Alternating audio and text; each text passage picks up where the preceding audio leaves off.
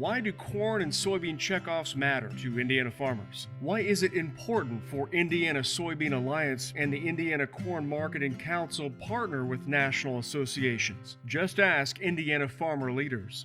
I think it's important for Indiana Soybean Alliance to have the national partnership so we kind of have a seat at the table. I mean, we live in the Midwest and we grow some of the greatest crops in the country, but if we don't have a seat at the table, then our voices aren't going to be heard. So it takes farmers, it takes producers to be able to step up to the table and be able to continue to voice our concerns for the future of agriculture. If we don't stand up for ourselves as farmers, there isn't going to be anybody else that's going to do it for us.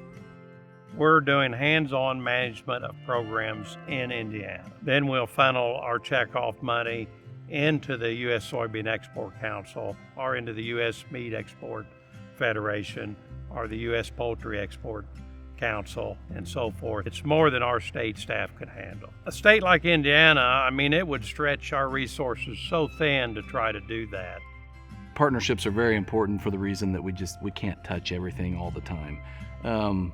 Our board is very laser focused, not only on issues today, but issues that are over the horizon. As a farmer myself, I can do a little bit. As a state, we can do a little bit more. But when we get together with all of our fellow farmers and even the ag community, we're just able to do so much more. And so when you look at what feeding our grain to the pigs in Indiana, we're getting, $6 more when we export that meat overseas. When we look at taking and combining some of that money from checkoff from a national perspective, that's over $17 return on investment. These partnerships give Indiana farmers a seat at the table, high returns, and a marketing expertise that may otherwise be unattainable.